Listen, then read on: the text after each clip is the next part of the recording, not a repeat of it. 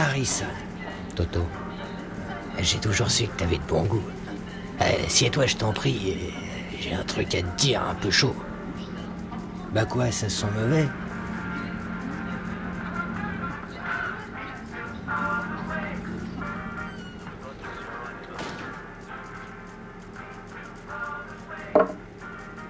La dernière fois, c'était pas vraiment ta femme et moi que t'as vu, hein. Et c'est pas comme ça qu'il faut voir les choses, en tout cas.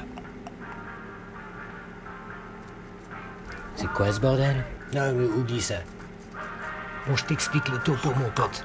Ils viennent de faire la suite de Blade Runner. Putain, j'en reviens pas. T'as baisé ma femme et tu passes comme ça à un autre sujet. Et tout ça, c'est tes problèmes conjugaux. Et tu sais quoi, ils ont mis un genou à ta place. Alors je serais toi, moi je me bougerais le cul. Au lieu de me faire des réflexions. C'est pas arrivé pour rien, à mon avis. Je veux dire qu'elle aille ailleurs. T'as pris du gras aussi. J'en ai rien à foutre de toutes ces conneries. Je serais toi et je ferais moins le fier. Non, tu parles à Harrison Ford, bonhomme. Celui qui va prendre ta place s'appelle Gosling. Et c'est le cinéma des potes qui couvre la sortie.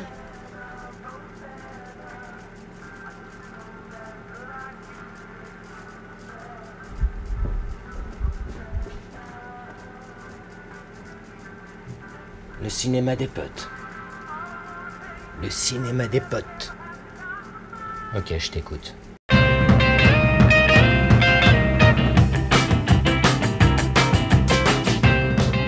Salut les kids, c'est le cinéma des potes. Cette semaine, qu'est-ce qu'on va voir? On va voir Blade Runner 2049, la suite du film culte et surtout la suite d'un des films préférés de Décadé de moi-même. Donc si c'est pas réussi, franchement, on se suicide. Mes frères, mes sœurs, tenez-vous par la main, chantez, priez tous les dieux, faites que ça marche. There is an order to things. That's what we do here. We keep order. Blade Runner 2412 je sais pas. 2049, on me dit dans mon oreillette. De Denis Villeneuve, Denis Lamalisse. Pourquoi est-ce que j'ai envie d'aller voir Blade Runner 2049? Mais pourquoi poser cette question? C'est évident. Parce que de loin, ça a l'air quand même d'être l'un des gros événements cinématographiques de l'année, tout simplement. C'est mon film de SF préféré, donc franchement, je n'avais pas d'autre choix que d'aller le voir. Ça, c'est très clair et net. D'abord, un petit mot sur le Blade Runner original. Réalisé par, bien évidemment, Monsieur Ridley Scott. Il faut savoir que c'est l'un de mes films préférés, sachant que j'ai eu besoin de plusieurs visionnages pour l'apprécier. Bah moi déjà, je suis pas ce qu'on peut appeler une fan de Blade Runner, tout simplement parce que je l'avais jamais vu. Mais c'est chose faite, puisque je l'ai regardé cet après-midi, juste avant de venir. Donc c'est très frais dans ma tête. Blade Runner, c'était quand même le film à la base qui avait su montrer en images des univers futuristes, réalistes, pour la première fois, ce qu'on retrouvait derrière dans le 5e élément par exemple. Maintenant on a cette suite, alors forcément il y a des trucs un peu inquiétants et des trucs assez encourageants. Mes attentes pour ce film, c'est un peu comme sur l'affiche qui est en bicolore goubigou Malabar. Ça souffle un peu le chaud et le froid pour moi, les attentes que j'ai par rapport à ce film. Dans les bons points, il y a l'un des deux scénaristes du Blade Runner original qui est présent, Hampton Fancher. C'était le scénariste qui a amené le côté très intimiste du film original. Et là justement, ce que j'espère retrouver dans ce film, c'est un côté assez intimiste, assez qui prend son temps sur des ambiances, sur des émotions. Le film original est presque un miracle en tant que tel. Et j'ai l'impression que de faire une suite, ça va déséquilibrer le château de cartes sur lequel il est bâti. En même temps, faire une suite à Blade Runner, c'est un peu, il y a un côté mort d'avance parce que c'est vrai que c'est un film un peu miracle qui s'est assemblé contre tous les éléments, qui marche parfois de manière très étrange. Ça me fait un peu l'effet de la prélogie de Star Wars par rapport à l'ancienne trilogie Star Wars. La prélogie n'a pas vraiment servi en termes de grandeur cinématographique la trilogie initiale. Donc j'ai un peu peur de ça, j'ai même très peur de ça. La réalisation, en fait, je suis pas du tout inquiète. Parce que de Denis Villeneuve, moi je n'ai vu que Sicario et Premier Contact, mais j'ai beaucoup aimé les deux. Avec ces deux films, en fait, il m'a prouvé qu'il était un bon réalisateur de films d'action et de films de science-fiction. Moi, c'est un réalisateur que j'adore. Je sais pas si vous vous rappelez, mais j'étais venu pour la première fois dans le cinéma des potes sur Sicario. Enchanté. Denis Villeneuve, Denis Lamalisse. Denis Villeneuve, c'est un mec assez solide pour l'instant, qui a vraiment pas mal d'idées.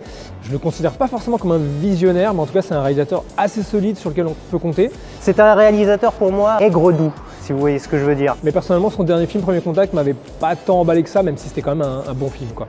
Bon, les castings, c'est pareil, hein. Je suis pas du tout inquiète non plus. Le truc qui me hype pas mal, c'est bien sûr le retour de Harrison Ford, avec en face de lui Ryan Gosling, deux acteurs masculins que j'adore. Je suis un peu amoureux des 3 acteurs, même principaux. Harrison Ford, on est peut-être tous amoureux. Bon, bah, Harrison Ford, hein. Je crois qu'on a plus grand chose à dire sur lui. Il va reprendre son rôle, donc lui, je pense que ça ira. Ryan Gosling, bon, bah, c'est Monsieur Drive, hein. Voilà, Ryan. Déjà, c'est un putain d'acteur. Le mec peut tout jouer, je pense. Et puis bon, c'est plutôt agréable pour les yeux, donc... Puis Anna. Et puis petite cerise sur le gâteau, c'est aussi sympa d'avoir Hans Zimmer qui fait la musique, parce que Hans Zimmer, il a ses classiques du genre dans sa manière de composer, mais il est aussi capable de sortir des BO absolument géniales comme celle de Interstellar. Donc j'ai hâte de voir ce qu'il a fait, surtout qu'il passe après Vangelis, après une BO cultissime que j'ai écoutée encore aujourd'hui en bossant. Donc voilà, Hans Zimmer, t'as un peu la pression, mec. On va voir ce que ça donne. Denis, fais-moi rêver. The key to the future is finally unearthed. Bring it to me. Voilà, on sort de Blade Runner 2049. Qu'est-ce que j'ai pensé du film? Ah, Denis. C'est compliqué cette fois-ci, hein. Bon bah, Je pense que c'est un film qu'il faut digérer et qu'il faut revoir plusieurs fois. Et c'est là, encore une fois, qu'on voit les limites de la vie à chaud. On y va, c'est le pari du cinéma des potes, c'est parti. globalement, c'était pas mal. C'était pas mal, mais c'était pas vraiment ça. On échappe quand même au désastre. Je pense que c'est un film qui évite aussi pas mal de pièges, mine de rien. Le film vit quand même pas mal sa vie, à ses propres sujets, ses propres intrigues, son propre vraiment univers dans l'univers de Blade Runner. Il a essayé de créer son propre truc, un truc un peu plus lumineux, différent, vraiment d'autres feelings. Et ça c'est plutôt chouette parce qu'il évite l'écueil d'être trop en référence permanente avec l'ancien film. Il évite de sombrer dans le gros blockbuster débile avec de l'action partout et de la 3D toute moisie. Je trouvais qu'en termes de réalisation, Denis Villeneuve avait moins de maestria que Ridley Scott, en fait. Mais pour répondre à la grande question, est-ce que c'est égal ou mieux que l'original? Non, c'est bien loin pour moi. Je ne l'ai pas trouvé totalement complet. Je trouve qu'il y a une mauvaise composition peut-être de l'univers dans l'ensemble sur ce film-là. Il y a des bonnes idées, mais au contraire de l'original où tout servait à un discours général sur une ambiance, sur des sentiments, sur des aspects de science-fiction, ici c'est un peu saupoudré en mode on a mis une skin Blade Runner mais ça fonctionne pas bien. Sur les décors, effectivement, sur le premier, c'était très naturel, entre guillemets. Enfin, on voyait vraiment un futur, comment la ville de Los Angeles pourrait évoluer. Et là, ça fait effectivement très artificiel et surtout un peu forcé, en fait. Ouais, attends, alors parce que j'ai quand même quelque chose à dire, le monde du futur de 2049, là, de Blade Runner, il est quand même assez fucked up parce que les mecs roulent en Peugeot, quoi. En Peugeot, bordel de merde. C'est l'apocalypse. C'est extrêmement long. C'est très long. Ce sentiment un petit peu d'avoir un truc très beau, mais un peu creux, et surtout très très long et pompeux pour ce que ça raconte au final. Je me suis surpris à m'ennuyer, aller au moins tranquillement 4 fois dans mon siège pendant le film. Donc c'est quand même beaucoup. En termes généraux, c'est 1 ou 2 fois. Ça, c'était 1 ou 2 fois. Alors vous allez me dire, il dure 2h45, tu devais t'y attendre, mais on les sent vraiment passer. Presque chaque minute. Maintenant, je trouve que cette lenteur contribue complètement au fait qu'on sente vraiment qu'on est dans la suite de Blade Runner. On se retrouve un peu dans les années 80 par rapport au rythme des plans, en fait. Et ça, j'ai bien aimé parce que du coup, on reste dans une espèce de continuité de rythme. J'étais mine de rien content que le film prenne vraiment son temps, soit intimiste, et vraiment cette recherche de l'ambiance, du truc très posé. Mais je trouve qu'il en abuse un peu. Ça n'a pas besoin d'être aussi long. Je pense que Ridley mettait beaucoup plus de tension dans ces moments de lenteur, tandis que là, la majorité du temps, ces moments de lenteur me servaient à rien en fait. Il y a vraiment des moments étirés juste pour le plaisir d'étirer. C'est pas intense quoi. C'est pas 2h45 intense. C'est lent, mais en plus, il n'arrive pas à nous tenir en haleine avec des révélations ou des trucs, du suspense en fait. En fait, il n'y en a pas, du suspense. Les thèmes abordés sont assez intéressants.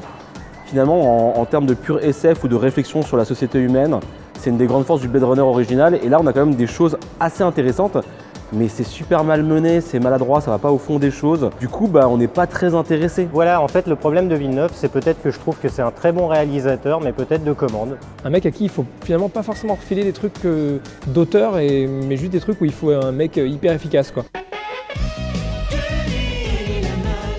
Il a des fulgurances, il a des moments hyper brillants, mais à un moment il est bloqué par une forme de sobriété, de classicisme où il ne va pas au bout de son imagination, je trouve. Et malgré tout, je trouve que le film est quand même assez intelligent. Et comme tous ces films en fait, j'ai envie de dire. Il pousse ses trucs et là c'est tout. On est dans un niveau de réalisation, de technique, de visuel, d'idées largement au-dessus de énormément de films. C'est super travaillé, super bien léché, mais c'est un joli papier cadeau quoi.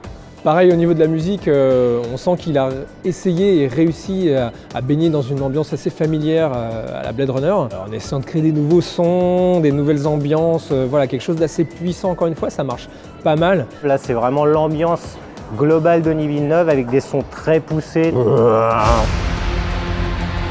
Mais on est loin de la composition de Vangelis à l'époque. Il n'y a pas de nouvelle richesse, quoi. Il y a juste un truc voilà, puissant mais bon, assez basique au final, quoi. Et c'est assez dommage. Vous avez même des sons super bien inventés dans la ville. Des sons comme ça qui viennent nous parasiter, qu'on ne connaît pas parce qu'on ne connaît pas ce monde futuriste, mais on sait que c'est des sons de la ville et ils sont extrêmement bien faits. Donc le sound design, chapeau bas. Pas de grandes envolées dans les jeux d'acteurs. Tout est bien, nickel, mais ça dépasse pas quoi. Ça prend pas aux tripes. Ni le jeu d'acteur, ni le film, rien prend aux tripes en fait. Les acteurs, je les trouve bons globalement dans l'ensemble. Anna, tu étais magnifique. Le problème avec Harrison Ford dans ce film, c'est que j'ai plus vu Harrison Ford en t-shirt dans Blade Runner 2049 que des cartes. Je sais pas si c'est la direction d'acteur, si c'est l'écriture, parce que le problème vient pas de lui, c'est un grand acteur. Je veux dire, on l'a vu récemment dans Star Wars, quand il doit réincarner un personnage qu'il n'a pas incarné depuis longtemps, il sait le faire. Donc en conclusion, un film qui est loin d'avoir la portée esthétique, thématique du film original, mais on pouvait un peu s'y attendre. Ça m'a pas trop ému en fait, et j'ai pas vraiment vu là où on voulait m'emmener. Elle est assez intelligente comme suite. Donc pour ça, c'est plutôt pas mal. Après, c'est même un film assez agréable quand même, même s'il y a des longueurs. Mais il réussit à pas complètement se foirer, à être un film vraiment sympa, quand même visionnaire, voilà, quand même qui a beaucoup de choses à donner. Globalement quand même, hein, voilà, il y a des bonnes idées, c'est quand même brillant, mais je suis quand même pas mal déçu, alors je vais lui mettre la note de 6,5 sur 10. Je vais quand même le placer à la hauteur de Sicario, parce que pour moi il y a une grosse virtuosité globale de réalisateur qu'on ne peut pas retrouver non plus ailleurs. Donc Denis, un 7. Je vais quand même lui mettre un 7 sur 10. Je vais lui donner un 7 sur 10.